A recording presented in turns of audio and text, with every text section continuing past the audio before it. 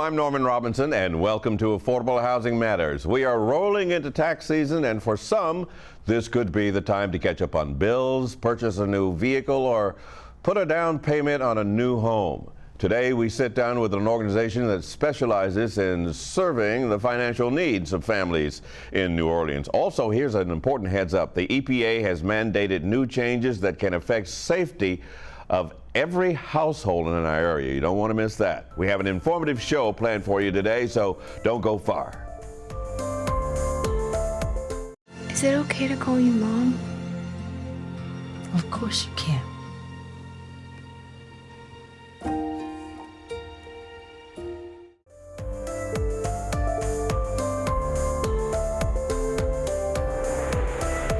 The Finance Authority of New Orleans is a housing and development finance agency serving all New Orleanians in order to better our community. And joining me now to discuss their mission and the new programs that they are offering to the public is Mr.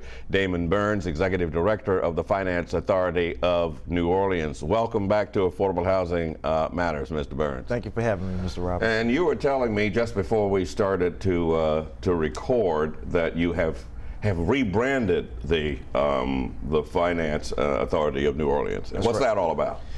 Sure. Well, historically, we've been known as the Finance Authority of New Orleans to the community. In recent years, we've shortened that name and just come up with a new brand name. And you may have heard it, Finance New Orleans.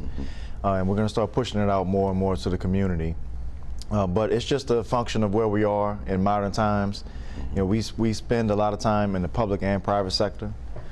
So we like to make sure we have a good brand that reaches both sides of the economy and something that represents the city. But we also wanted to make sure we had something that represents our historic background in the city. So instead of coming up with a completely new name, we just shortened the one that we have, but officially we are still the Finance Authority of New Orleans. And you are still officially financing New Orleans. That's right. Right? That's exactly right. And so in what way are you doing that? Historically, our role has been to support affordable housing development in the city, and we'll still do that. That's always going to be at our core. So affordable home ownership and affordable rental opportunities. But given the climate challenges and all the other challenges that we're facing in this city and other cities around the country, we've adopted our model to focus more on not only housing, but making sure that housing is sustainable or green. It's important that housing is sustainable because we all have lived through the different disasters, especially over the last 15 years, and we understand the impacts of having to leave your home for 3 weeks, not being able to come, or longer in some cases. So we think it's important if we're going to invest in housing, that we also invest in the sustainability of that housing. Likewise, there's infrastructure that goes around the housing. Sometimes it's integrated into the housing, but it's also around the housing, like the streets and the energy systems. Well, those are important too. So we can invest in the housing, but if we're also not investing in the infrastructure, then we think we'll end up in the same situation over and over again. As you notice, I've been taking notes while you're talking. That's one thing I've learned to do while interviewing you guys is take notes because you cover a lot of territory. Where are we on the affordable housing front? We need more affordable housing. There's not nearly enough affordable housing in the city right now. The good news is there's been more movement on producing affordable housing. The city and its agencies are better coordinated and working together so that we can facilitate more housing production, working with the developer community so that they can access publicly owned land or just access public resources to move their projects. So we relaunched our multifamily program in 2020. And I say relaunched, but we really created a new one because we never really had a formalized multifamily program. So since 2020, we've been able to support 6 new projects, and there are many others in the pipeline right now. And all of those projects are producing a combination of market rate and affordable rental units. And you know, sometimes those rental units are focused on senior facilities. It's focused on housing for teachers, housing for first responders, housing for veterans. So can we talk numbers? How many projects? Yes. So in terms of the number of people you've been able to help. Oh, sure. So there've been in the last 2 years over 570 units of housing produced. So that's a small number of the thousands of units that need to be developed in the city. But it's good momentum that we haven't seen in a number of years. And that's a good function of not only collaboration at the local level, but we've had to collaborate with state agencies too, and just listen to the community. They've really been behind us to help us build this program. So we want to do more. There's a lot more to be done, especially in terms of single family development. So we're creating rental units, and that's great because we need it, but we also need some home ownership opportunities. What's it going to take to make that happen? There are a number of factors preventing us from developing more single family housing. It boils down to the financing and to market conditions. So market conditions right now in the city have housing prices high, abnormally high, and it just don't match up with the incomes and the earnings of the people living in New Orleans. So that's a gap. And in order to create home ownership in that kind of market condition, you need extra money. And so there's a limited amount of gap money or funding that the city has to contribute towards housing. And also there's a lack of federal incentives for single family housing. There are federal incentives for multifamily housing. So the combination of federal incentives and local public investment and state public investment helps produce more multifamily. But there's some missing pieces on the single family side, which would help us create more opportunities for the city. We've been talking about what's out there and what's needed. How does one, as a client who is looking to find a place to stay with regard to affordable housing, whether it be owning a house or renting shelter, how do they plug into that? How do they find out, and where do they go to sign up? Our website is financenola.org, and on our website we have our programs listed, specifically our green mortgage program for single family home buyers. And on our website you'll see a lot of information about the green mortgage. There are a number of steps that have to be taken in order to get approved for a green mortgage. So if you're a first-time home buyer, there's home buyer education requirements. And those home buyer education requirements can be fulfilled in two ways. There's an online portal on our website, financenola.org, and there's also courses that home buyers can go to around town through qualified home buyer educators like NDF or NHS. And home buyers, either way, they have to work with one of those home buyer educators, online or offline.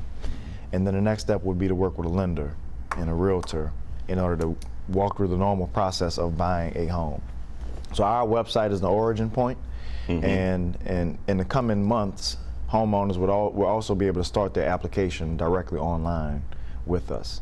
But at the moment, there's a list of lenders, participating lenders that are listed on our website, and home buyers can call one of those lenders. And, if it's a community bank that they're accustomed to working with, they can reach out to that bank, or just if they want to try a new one, they can do that as well. But that's the way they would get started today. So you can do your education and call the lender today with the information on our website. You've talked about the green program a lot. Can you delve into that for us and explain what you mean by the green program when it comes to housing sustainability? Yes. Historically, when a family would buy a home through Finance New Orleans, it would be about getting in the home. So in order to get in the home, there's typically a first mortgage and a second mortgage, which is usually a grant or some kind of soft loan that is repayable upon sale or refinance. That's the package that the community knows us for, and that's how we've helped a lot of homeowners afford home ownership over the years. But I mentioned some of the challenges we have environmentally, and we have to make sure we're addressing that. And if we're going to put homeowners in a position to be homeowners, we have to make sure they can do it for the long haul. So the green mortgage is our spin on a traditional program that we've had, where we allow the homeowner to have a budget for green improvements in the home. And it can be modest home improvements as well. But when I say green improvements, what I mean is there are three types of retrofits that a homeowner can elect to choose. And it's stormwater retrofitting, energy retrofitting, and wind retrofitting. So on the stormwater side, it's managing the water that is collected on an individual homeowner site and that water can impact the homeowner, the flooding of its home, and also the flooding of the community. So collectively, if all of the homes are not properly mitigating water, it affects the drainage system. And so homeowners can make those water retrofits to better manage the water at their homes and decrease the risk of water. Secondarily, they can do energy retrofits, which can be basic changing of light bulbs, appliances, other energy efficiency or equipment that can be installed around the home. And on the larger sides, putting solar or battery storage on the home. Battery storage? Yes. I'm curious about the battery storage. Where does one go to make that happen? I mean, I've heard a lot about battery storage as it relates to solar energy. Yes. But I've heard that it's awfully cumbersome and expensive. It is. It is. So at the moment, there are few obstacles to widespread adoption of solar and battery storage. So in a basic sense, having solar power gives you a renewable source of energy, a cleaner source of energy. But the problem is the solar panels grab that energy and they push it out simultaneously. So it doesn't capture. So in recent years, battery storage has become more affordable, even though it's still pretty expensive. And that battery storage is what captures that solar power as it's generated by those panels on the roof. And the battery storage is what would allow a homeowner to sustain through a weather event. Sure. Or sustain through any other kind of challenge that will put the power out. As we close, as we come to draw to a close in this conversation, what is the message that you would like to leave our viewers with? Invest in New Orleans. If you're a homeowner, if you're a developer, we want you to invest. We're creating a platform to help facilitate that investment. The economy doesn't always allow us to move as freely as we would like to and create as many homeowners, but we have to keep trying. And we're building those resources and those tools. So we want to hear from you. You can reach out to us, call our office, visit our website, and let us know what we need. And if there's something that we're not doing and we're not offering, please let us know, and we'll work to build that into our platform, because we want to see more investment in New Orleans. We want to see more prosperity and just an overall better quality of life. Give me the number again to your office and the website. 504-524-5533, and our website is financenola.org. Damon Burns, Executive Director of Finance New Orleans, thank you much for being here. Thank you, Mr. Robinson. I appreciate you always being here. Watch that Mr. stuff. I get very testy about this. I'm 72 years old. I'm very testy about getting closer to 80. See you next time. Thank you. All right. Coming up after this break, could the refrigerant in your HVAC unit be hazardous to your health? We find that out and more right after this break, so don't you go far.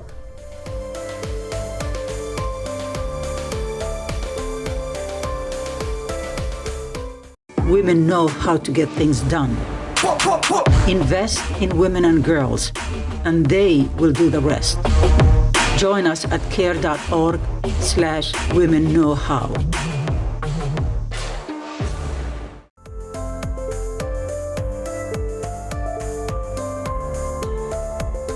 The Home Builders Association of Greater New Orleans has promoted, protected, and advanced the construction industry since 1941. They provide services for over 1,000 firms with exclusive benefits, networking events, education, advocacy, and government representation in Greater New Orleans. And joining me now to further discuss the works of this organization is the Life Director for the Home Builders Association, Mr. Randy Noel. Welcome back to Affordable Housing Matters. It's always nice to have you here. Thank you, Norman. So what is this bit about the Life Director? It just means I was around a long time. So if you've been there 20 years, they give you this life directorship. And actually, at the National Association, I'm a senior life director. Oh, my goodness. Well, I can relate to both of those. You know, what is this I'm hearing about the dangers associated with HVAC refrigerants? Refrigerants, easy for me to say. So about a year ago, I was listening to a National Association Home Builders Subcommittee, and they started talking about the new Freon. Yeah. They like to change the Freon a lot. and it was going to protect 80% better than the current Freon for the ozone layer, and you know, save the planet, etc. And then the lady said, but we got to ventilate it because it's highly flammable and explosive. I said, oh no. So I thought, okay, surely they won't enact that. Well, the EPA January 1st put this in place. So I went to do some research, and I pulled up the manufacturer safety data sheet. This is what manufacturers do to protect them. Yes. Right? And I'm reading the manufacturer safety data sheet, and it says it's highly flammable and could be explosive. And I'm thinking, we're putting this in our houses? What is on the EPA's mind? So we did a little research, and we started talking to the agencies, that an association that have to do with refrigerant, and they're telling us, oh, it's not that big a deal, it's in the cars. It's not that big a deal? Yeah, they use it in Europe, and you know, you need a lot of it for it to ignite, and et cetera, et cetera. And I just kept asking. I said, okay, well, all that sounds great, but why does this safety data sheet say otherwise? Then they tell us, in the equipment inside the house, you know, that's the blower, the heater, et cetera. Well, the Freon line goes to the compressor outside and comes back to that unit inside. They are putting sensors on those units to detect if this leaks, to cut the system off. So they know that this stuff is dangerous. So I said, okay, well, why are you doing that if this stuff can't hurt you? And the problem with that, Norman, is when we get leaks as home builders, it's usually not by the unit. It's by the wall where it goes out of the house. And there's no sensor for that. So I brought this to the attention of the National Association of Home Builders. I said, look, you know, if you're going to make us use this stuff, don't blame us when it doesn't work. I can't believe the EPA, first of all, is making us use this stuff. You know, why don't you research it till you can find out where it's not going to be highly flammable. Now, they told the Congress, who was celebrating the adoption of using this Freon, A2L, that it was lightly flammable. And lightly flammable. And then I sent this to Senator Cassidy and Senator Kennedy when they were putting it on Facebook, congratulate them for voting to do it. I said, look at this safety data sheet. I'm looking at it here. What did they tell you?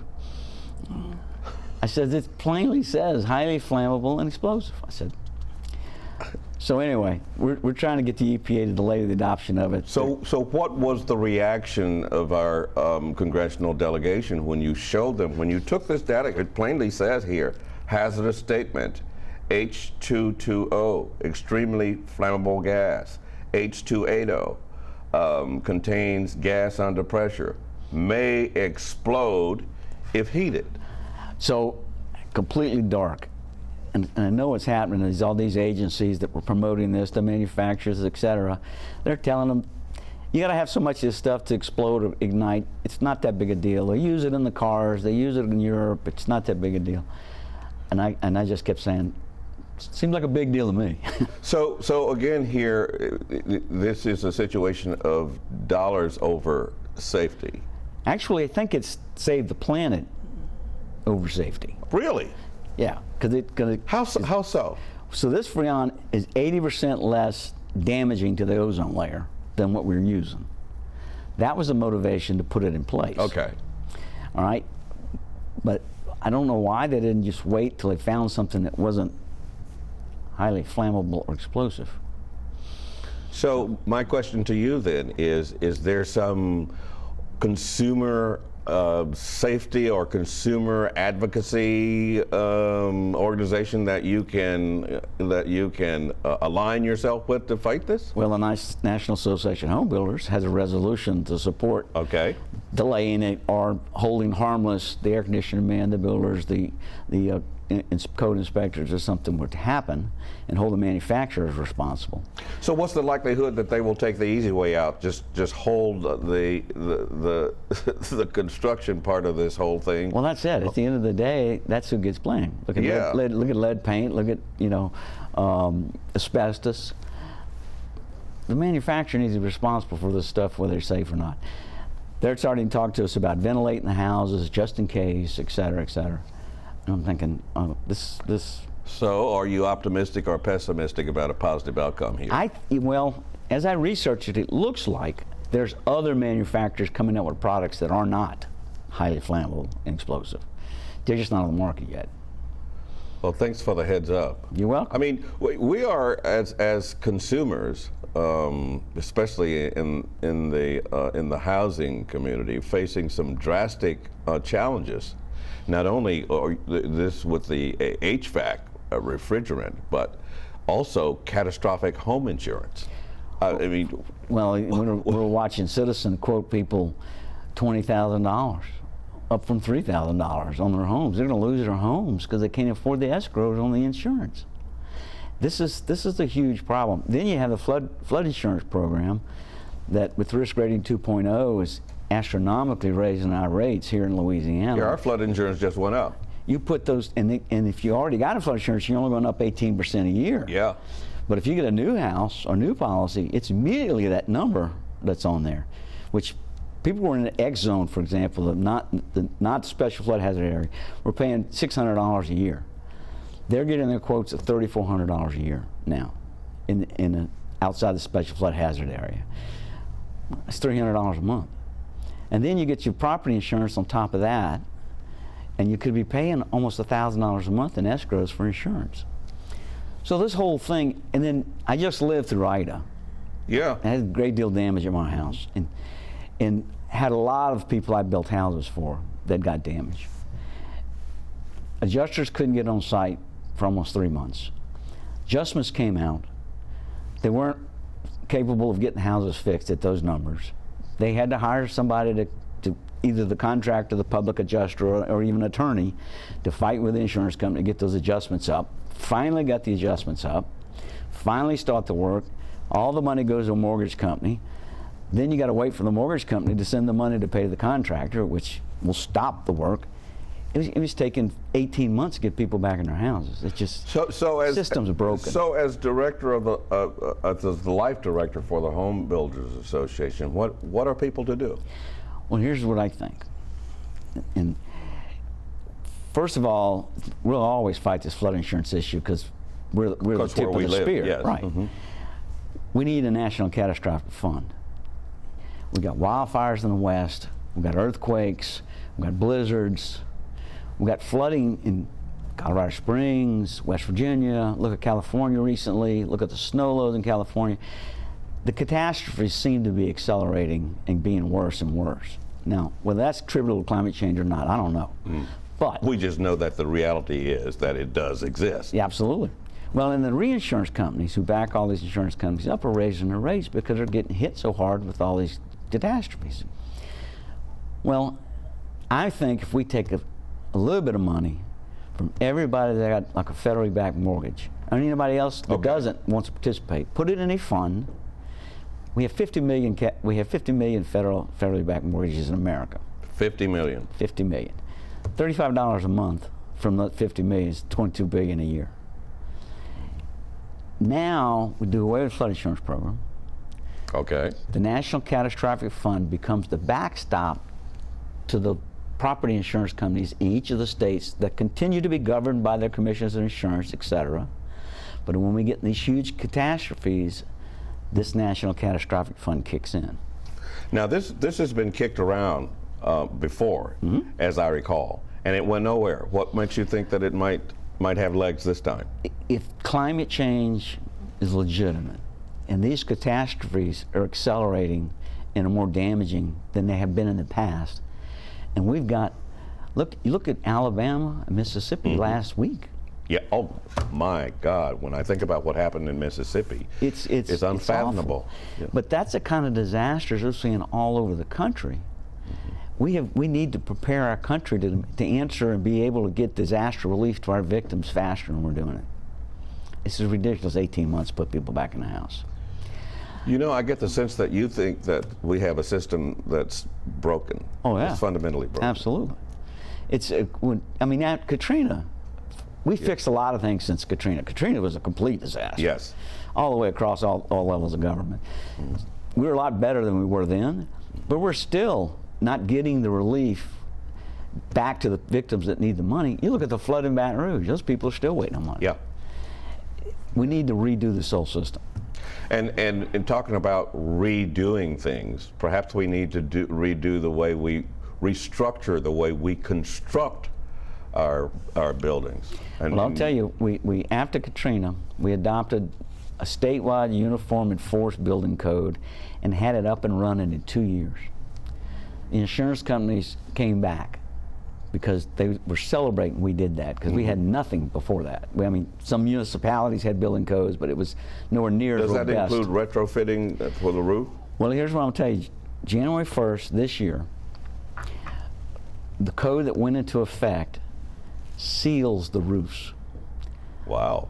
The biggest claims that we had was the shingles came off the roofs, and I'm telling you, everybody that had a 1 year to 5 year roof did pretty well. 5 year to 10 year, lose some shingles. Over 10 years, people were losing whole sides of the houses of shingles. Oh my goodness. Because our shingles really don't last 15 years in South Louisiana. They just say they do, right? Right, nobody changes them because they think they got a 30-year shingle. But when it did, between each piece of decking, there's this little device. It's called the ply clip. And it That little device puts a space between the decking like this. So when the felt paper and shingles are gone, the water pours in the house. The new code puts tape over that joint. Wow. Blocks it and doesn't let the water in the house. So now you don't lose your sealants. That little device makes all the difference. Well, now the tape Yes. that we're going to put on, which is in the code, will now keep that water from pouring in the house. Now, how about all these people after Ida that put new roofs on? Yeah. This code wasn't in effect.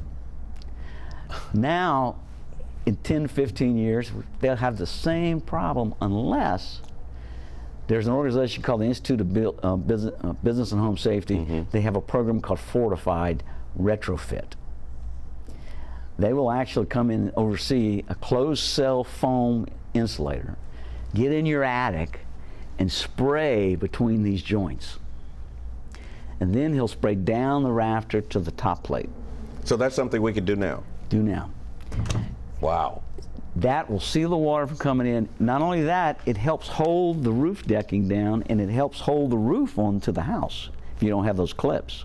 Well, you have to come back so we can devote a whole show on that.